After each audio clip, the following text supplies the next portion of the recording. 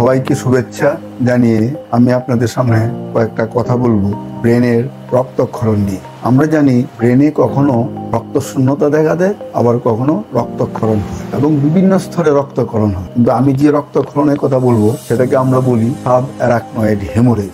Brain বা মস্তিষ্কে বিশেষ করে রক্তনালী চারদিকে ছড়িয়ে পড়ে এবং এই রক্তনালী দুভাগে ভাগ হয়ে সারা মস্তিষ্কে ছড়ায়। কিন্তু যখন রক্তনালী দুটো ভাগ হয়, এই ভাগের স্থানে দেখা যায় সেখানে রক্তের চাপ বেশি থাকে। এই রক্তের চাপ বেশি থাকার ফলে ওই স্থানটাতে রক্তনালী একটু ফুলে উঠতে পারে, কিন্তু যখন রক্তচাপটা বেশি হতে থাকে তখন আরো ফুলতে থাকে বেলুনের মতো, এবং এটাকেই আমরা বলি অ্যানিউরিজম। পরবর্তীতে যে কারণেই হোক না কেন দেখা যায় যেই অ্যানিউরিজম অংশটাতে রক্তচাপ আরো বেড়ে যায় এবং এক সময় এই অংশটা ফেটে যায়। সেই অংশটার রক্ত ফেটে গিয়ে রক্ত ছড়িয়ে পড়ে এই মস্তিষ্কের আবরণীর নিচে, এবং যেটাকে আমরা বলি সাব অ্যারাকনয়েড হেমোরেজ।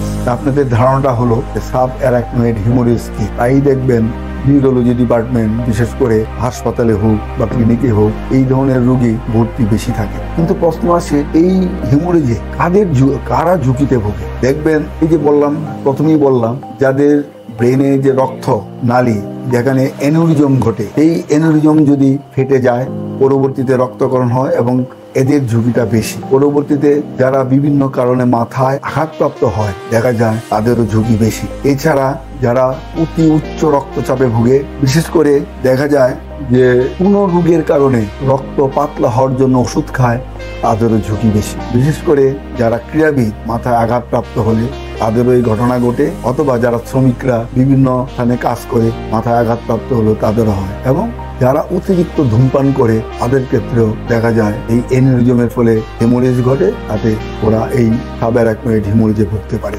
এদের ঝুঁকিগুলি বেশি। এখন আমরা আসি, এটা আমরা নির্ণয় করবো কেমন? রোগ নির্ণয়। এসব রোগের ক্ষেত্রে আমরা বিশেষ করে ব্রেনের সিটি স্ক্যান করি, কিন্তু কম ক্ষেত্রে হলে অনেক সময় এই সিটি স্ক্যানে ধরা পড়ে না। তখন কিন্তু যারা নিউরোলজিস্ট তারা কিন্তু মেরুদণ্ডের হাড়ে এক ধরনের রস নিয়ে পরীক্ষা করে এই রোগ নির্ণয় তারা করতে পারেন। আর এছাড়া অনেক ক্ষেত্রে ব্রেনের এমআরআই করেও এই নিশ্চিত হওয়া যায়। এছাড়া আধুনিক এখন পদ্ধতি যেটাকে বলি আমরা ডিএসএ, অর্থাৎ মস্তিষ্কের এনজিওগ্রাম, এটাকে বলি ডিজিটাল সাবট্রাকশন অ্যানিউরিজম, এবং এটা এখন নতুন পদ্ধতি। এই পদ্ধতিতে আমরা সাব অ্যারাকনয়েড হেমোরেজ নির্ণয় করে থাকি। আশা করি পরবর্তীতে আমি এই সাব অ্যারাকনয়েড হেমোরেজের কিছু লক্ষণ আর একটু চিকিৎসা নিয়ে পরবর্তীতে আমি কিছু বলবো। আপনাদেরকে এই বলে ধন্যবাদ জানাচ্ছি।